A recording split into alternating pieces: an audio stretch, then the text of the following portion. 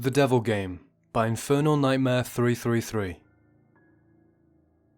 This is a set of instructions for how to speak with the devil, which, as those of you with any sort of brains at all might know, is a patently moronic proposition on the face of it, one likely to culminate in any number of thoroughly unpleasant fates.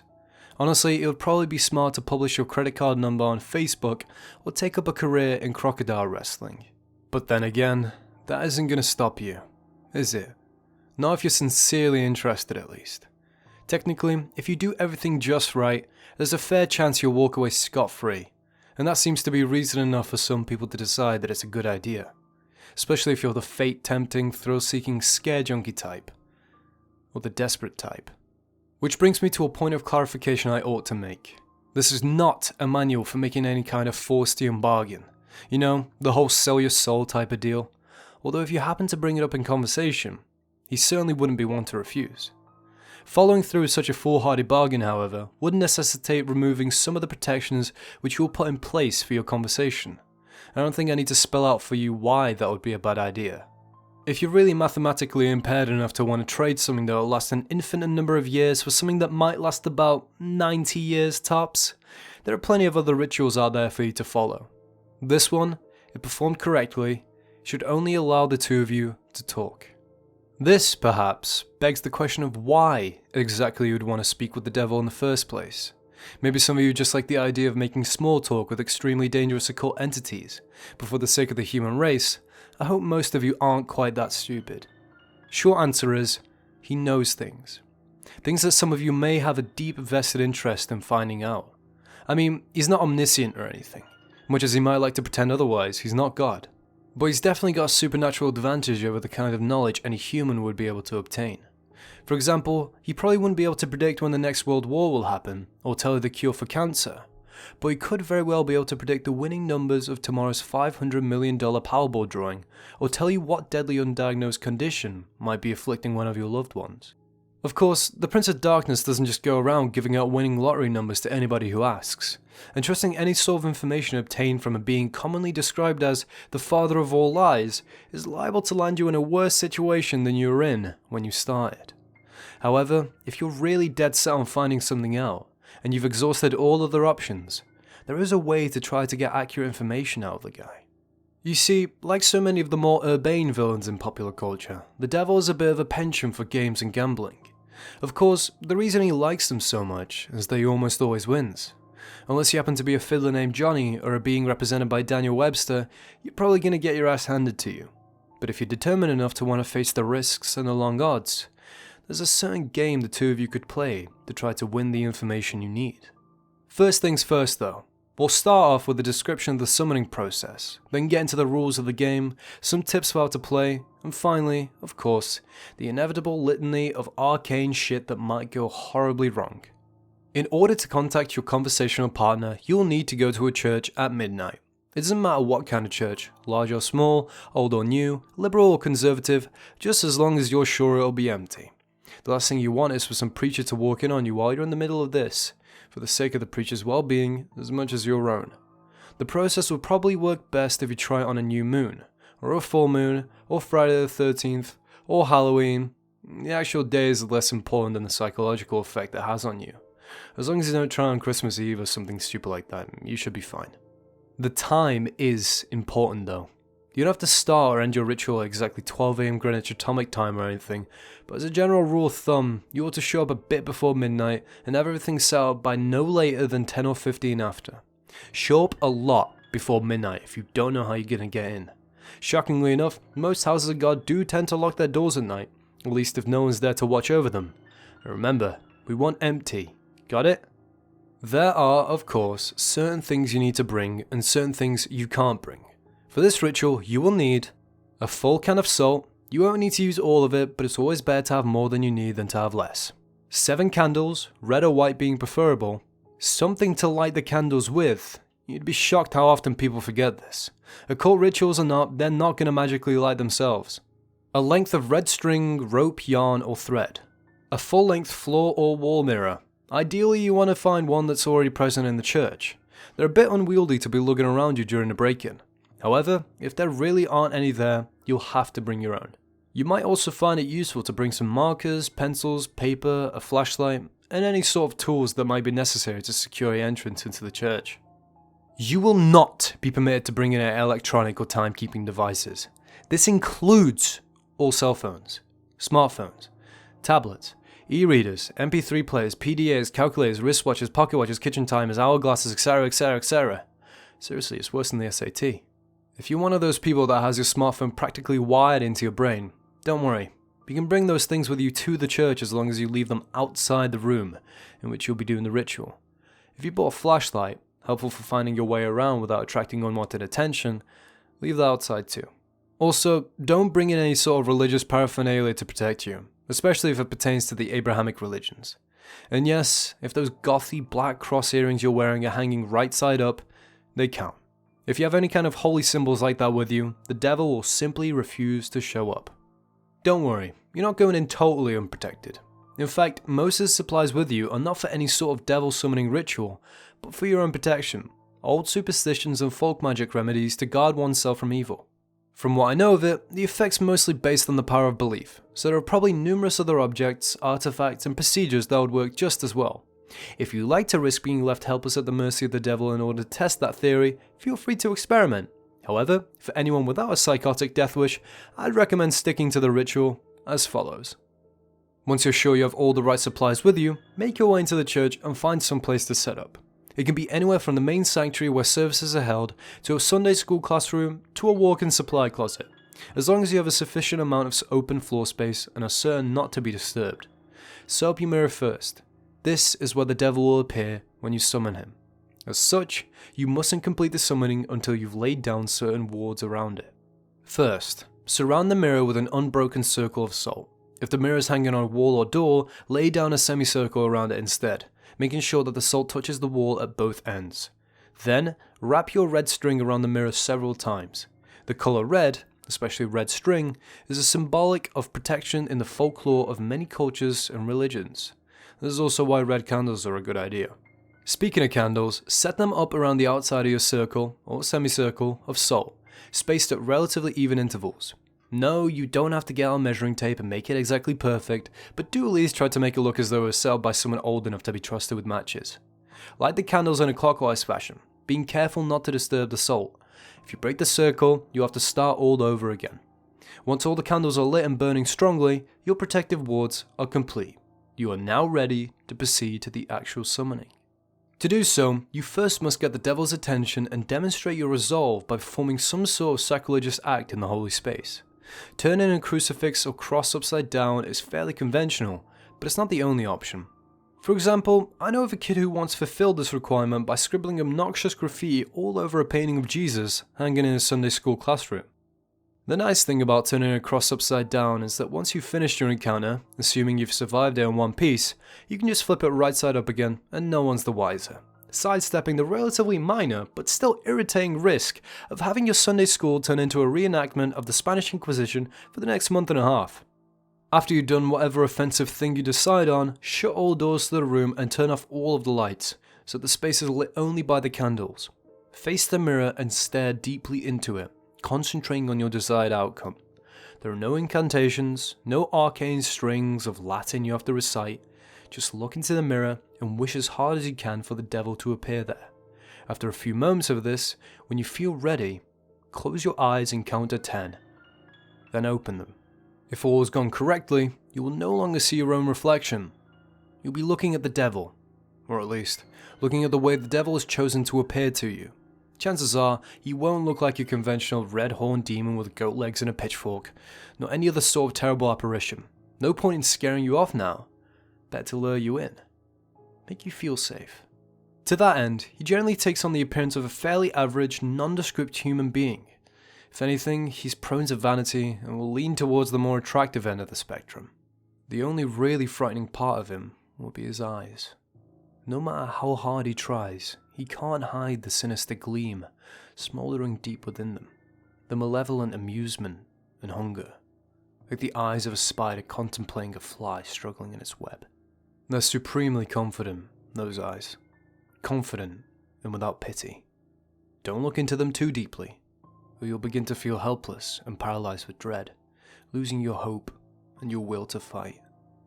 Since you'll probably just be standing there staring at him in shock for a few moments, having on some levels expected for the ritual to fail, you'll initiate the conversation by asking you what it is you desire from him. If you can gather your wits enough to string together a coherent sentence, you should respond with something like, "I wish to challenge you in a game of question and response." Even if you don't get the words exactly right, he'll know what you mean, and you'll accept your request with a wide, predatory grin of anticipation. He's been playing this game for a long time, you see, and he's very good at it. Most humans, on the other hand, are very bad at it.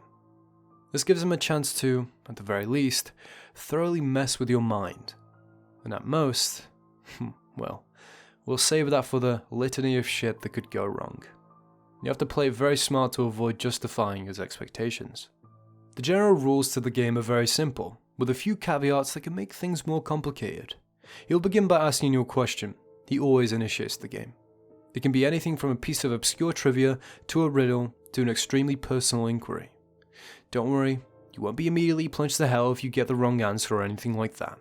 As a matter of fact, he won't even tell you whether you got the answer right or wrong. After you've answered his question, you get to ask him one in return. Now, here's where the consequences of your response come in.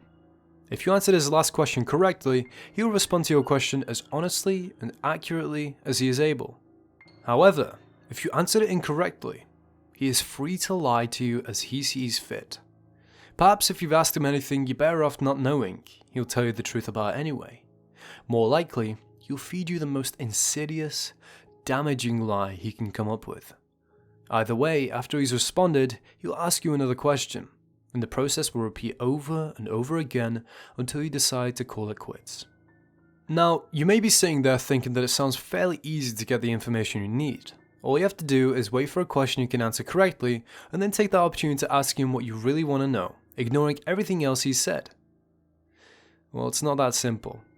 The devil will never give you an easy question, one that you can be completely sure of the answer to. He may instead give you questions that you may have some vague knowledge of, that you think maybe you know the answer to, but aren't really confident, thus forcing you to endlessly second guess yourself, obsessing over whether or not you can trust the information that he gave you next. Perhaps you'll think that what he said was a lie, wish it was a lie, but be eternally consumed by doubt, unable to fully convince yourself that you are wrong. Or perhaps you'll have to make a huge choice based on the information that he gave you, and be tormented by fear and indecisiveness as you realize that your fate, and perhaps that of others as well, rests entirely upon whether or not you were able to correctly recall some arcane piece of trivia that you don't even remember now. You'll never remember the exact questions the devil asks you, by the way. That would make it too easy for you to go back and check your responses. Or maybe, instead of testing your knowledge, he'll ask you something personal, something you even lied to yourself about. You'll answer back to him, thinking you've got the answer correct. No, I don't resent my sister. Yes, I would turn the money into the police. But he'll know better. He'll know better than you do that you're lying. And he'll lie to you in return. And you'll believe him. You'll believe him until you're no longer able to deceive yourself. And by then, it might be too late. Or maybe he won't even give you a chance to get an accurate response at all.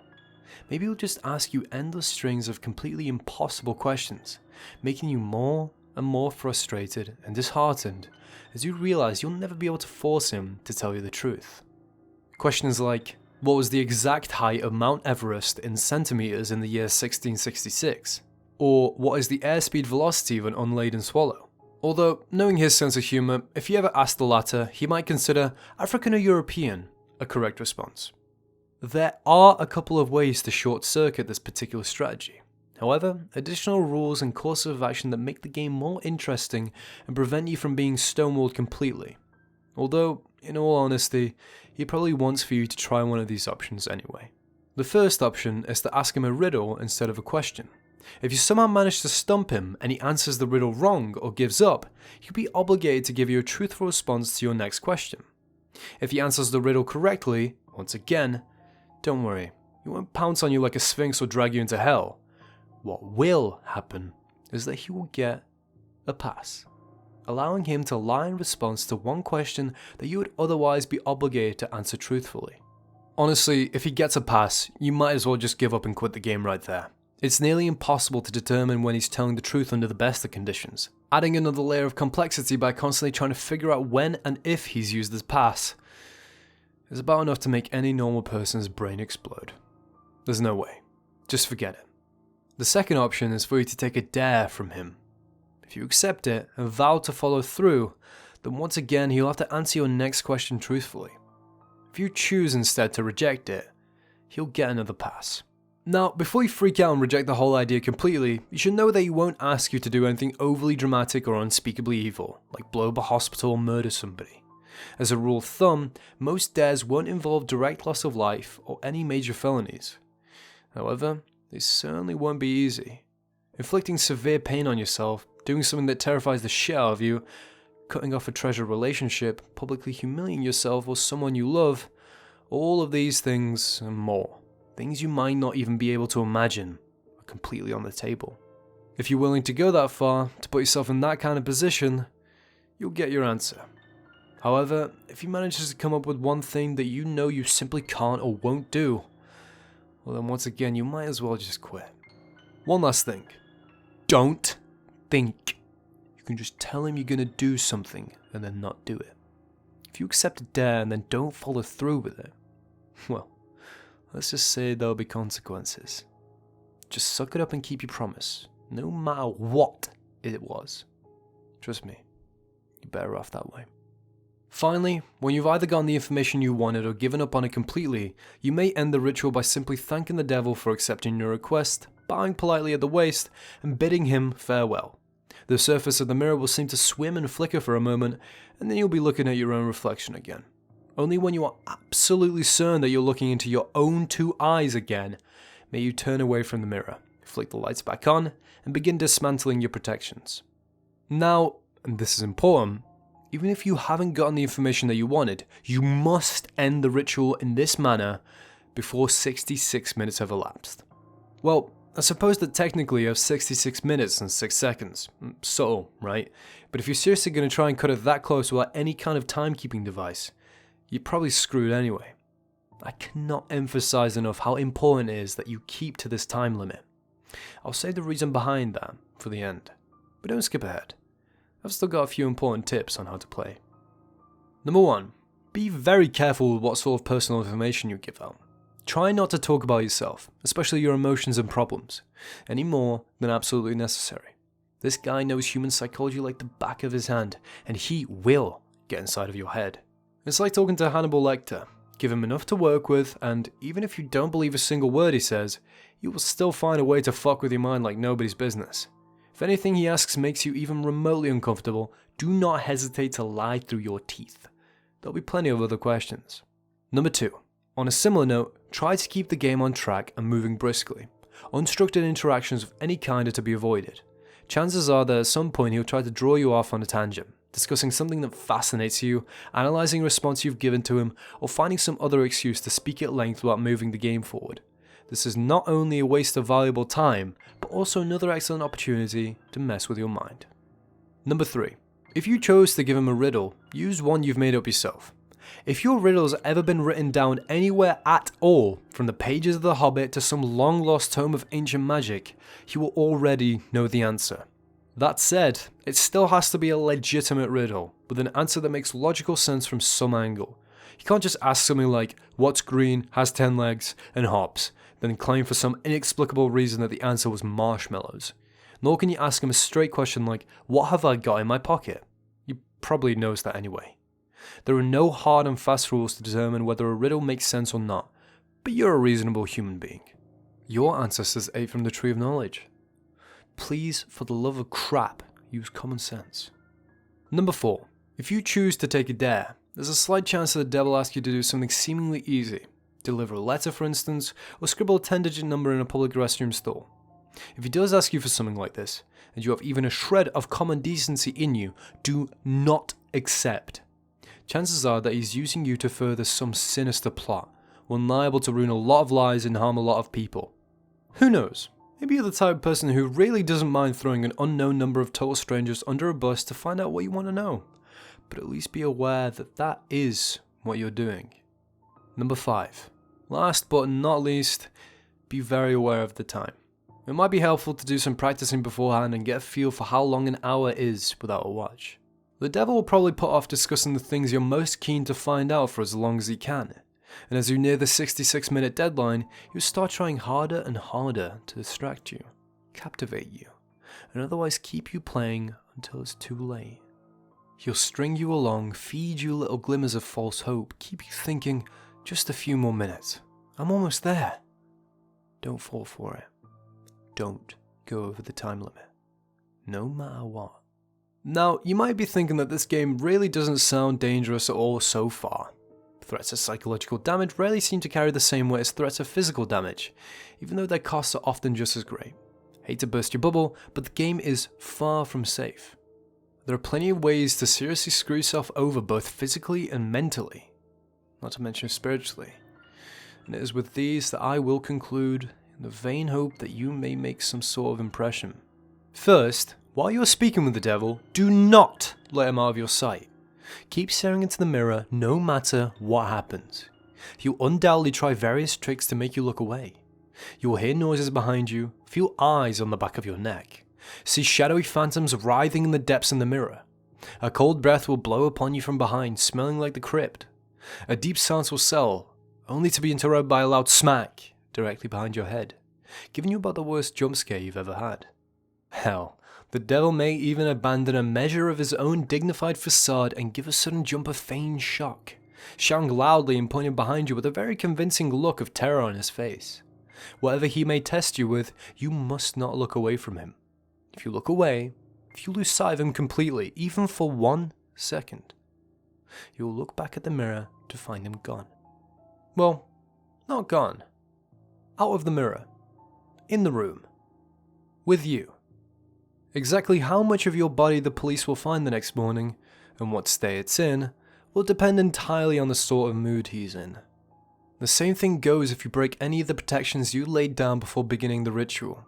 Interrupting the circle of salt, letting the red string unwind, knocking over a candle or letting one go out, any of these things will free him from the mirror. And then, well, you're all a bunch of creative horror junkies. I'm sure you can fill in the blanks. On a different topic, you may reach a point in the game, probably after a long series of maddeningly impossible questions, where the devil asks you the deceptively simple question, what is your full name? You must not give it to him. Names can be things of great power, although the devil will, of course, already know your name. Telling it to him yourself is akin to inviting a vampire into your home. Your name is deeply synonymous with your own inner self. Thus, giving him your name is powerfully symbolic of giving him yourself. If you're foolish enough to make this mistake, all your protections will be for naught, and you'll seize upon your unwitting offer with malicious glee, stealing away your soul and dragging it back with him into hell. At least this way, the police will find a complete identifiable body. As a matter of fact, your vacant shell will be totally unblemished, seemingly having dropped dead of sheer terror. Last but certainly not least, there's the matter of what happens if you go over the time limit. This is arguably the worst thing you can do. You won't think so at first. The devil will give you no indication that you have in fact exceeded the time limit, and you will conclude the ritual as if nothing had gone wrong. Perhaps, as the devil's image in the mirror trembles and gives way, you'll see a particularly nasty, triumphant smirk flash across his face. But this will be easily dismissed as your imagination.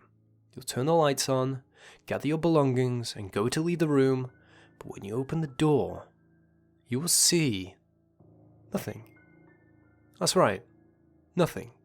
Just a flat white void extending infinitely in all directions. Only the room which is reflected in the mirror will now exist. Incidentally, if you turn back around to face the mirror again, you may catch a last glimpse of your own reflection. Perhaps he'll even turn and favour you with a smirk in a cheeky way before sweeping out the door into the perfectly normal church hallway outside. As you may have already figured out, you yourself are no longer in the church. Your soul is now trapped in the mirror, and the devil has taken the liberty of possessing your body, now that you are no longer using it. Pound on the glass and scream all you like. you'll never get out on your own, and no exorcist can help you. But don't worry, it's not like you're in hell, right? At least, not necessarily. What you have to understand, see, is that a human soul stripped bare of its flesh is a deeply volatile and vulnerable thing, especially when trapped in the land of the living. You are now an entity of pure mental properties, and as such, the barriers between what is real to you and what is imaginary have been completely dissolved. As you fill that reflected room with your anger, your sorrow, your fear at being trapped, these emotions will begin to coalesce, giving form by your mind. If you're not particularly imaginative, these creatures may not be too terrible, may not be able to inflict too much horror and pain. With time, you may even be able to teach yourself to get rid of them. If, however, yours is a mind haunted by monsters, a mind that is vibrantly creative and imaginative and more than usually twisted, well, there's no telling what horrors might come clawing their way out of the maelstrom, tasting sweet release from the confines of your subconscious, hungering for your terror and suffering. They will refuse to be banished, dragging you kicking and screaming into an endless positive feedback loop of pain and fear. Needless to say, if you're a regular patron of websites like this one, you're probably pretty well fucked.